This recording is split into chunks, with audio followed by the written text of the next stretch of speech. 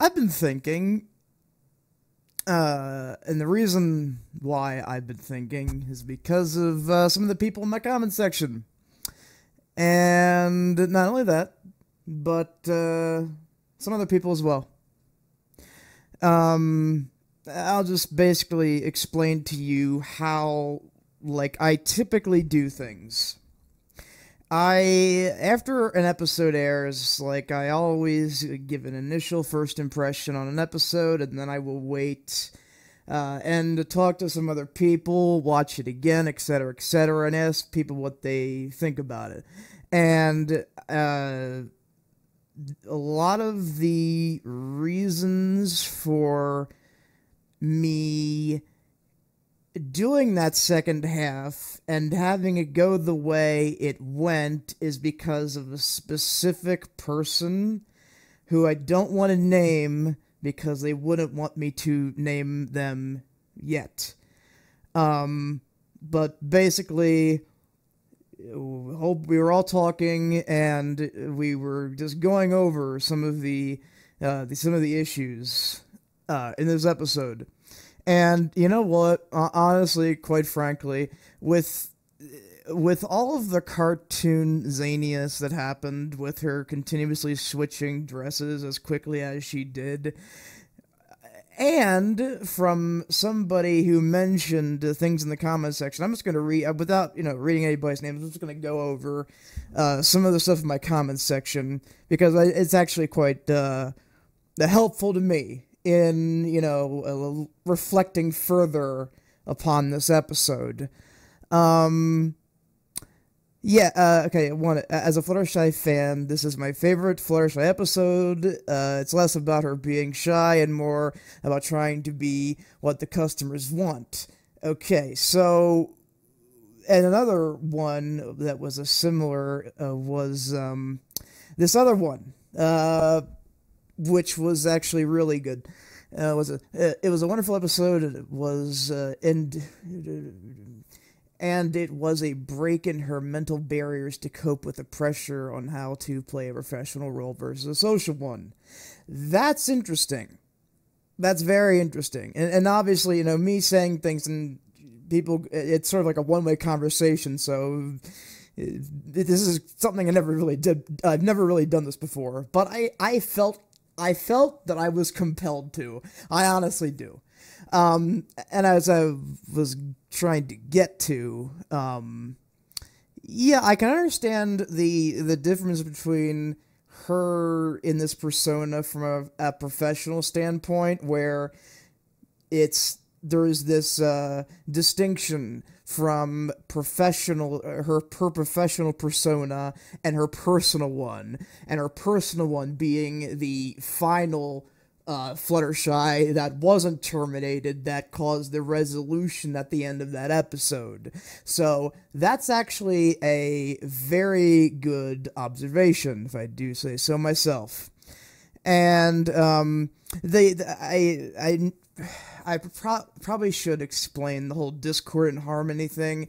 It was basically like this whole idea of being yourself, and this whole concept of being yourself, and in that episode, really, it was Fluttershy realizing that Discord was trying to emulate her, and that's not what she wanted. She wanted him to be himself.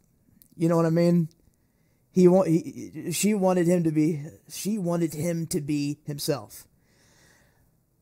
So I think that's where I think one of the reasons why I went to that episode to try to see if I could gain any sort of knowledge from that, seeing as it was just last season. I figured, I really want to see how Fluttershy's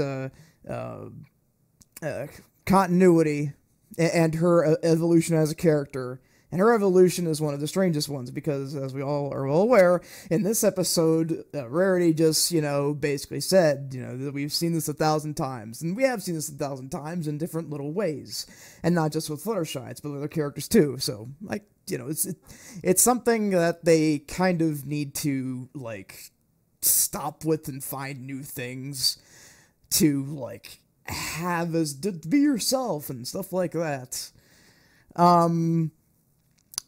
But,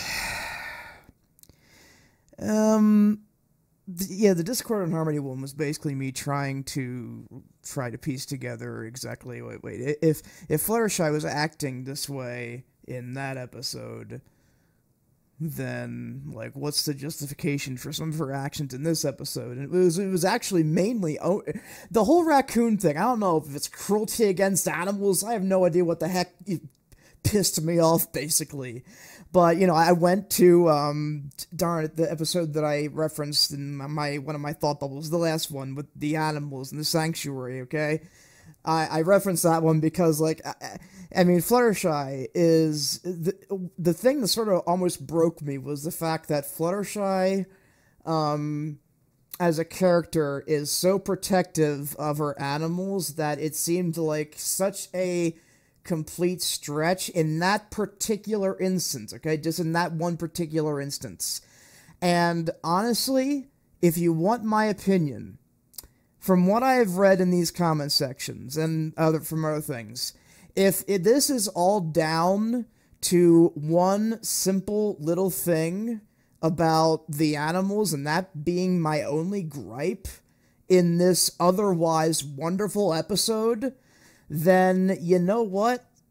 I think I was sort of proven wrong, and I have to admit that. And I don't feel it's not me trying to please the masses. It's not me trying to, be swayed by other people's opinions and stuff like that. These are legitimate things that I can see people getting carried away in. So, with that being said, I think my rating for this episode is kind of going back to where it used to be. Because, damn it, this episode had so many freaking funny moments. And if that's the only thing that bothered me, well, I guess hopefully people will watch this video, to understand, maybe maybe what I'll do is I'll just post this video link in my reaction so that people can actually see my, me going back and saying these things. Me redacting myself. Because, yeah. Other than that little channel thing, love this episode. So, if you want to, dock that thing, which honestly, the thing with, the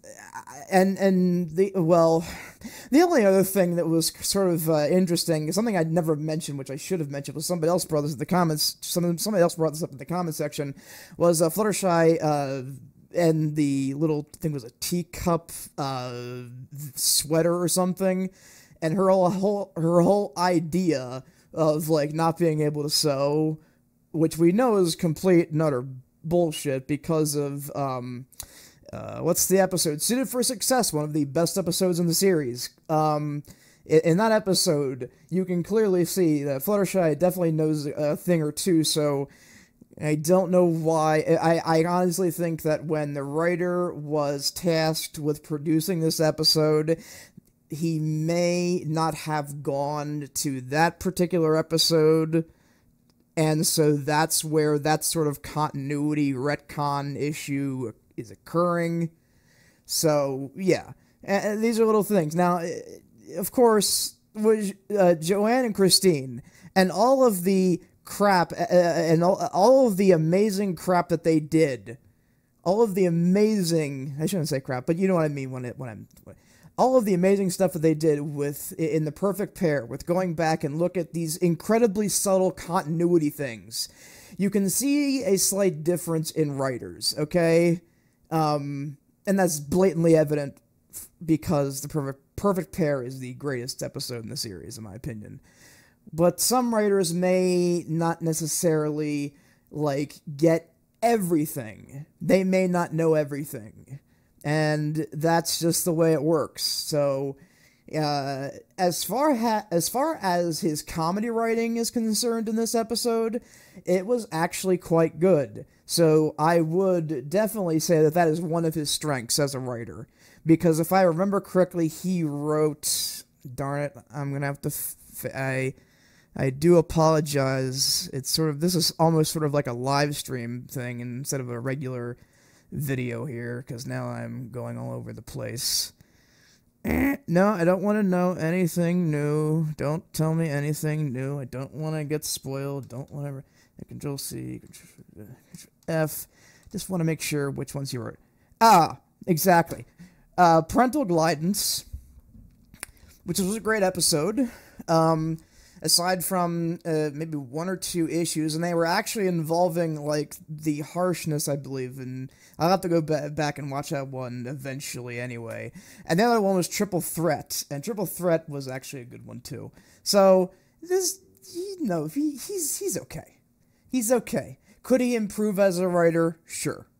But I think he has a knack for comedy and timing and stuff like that, so... I gotta hand it to the guy. But yeah, I think this video has just gone on way too long. Yeah, I'm actually happy that there is some sort of episode that, like, challenges me to, like, think like this and listen to people's opinions on things. I love that. I actually enjoyed this today. I enjoyed, like, everything that happened today and everything that got me up to this point. But yeah, it got better. It got a lot better. With that being said, hopefully people will watch this video, and hopefully people will actually get through this video. I don't know. But, I'll see you next week.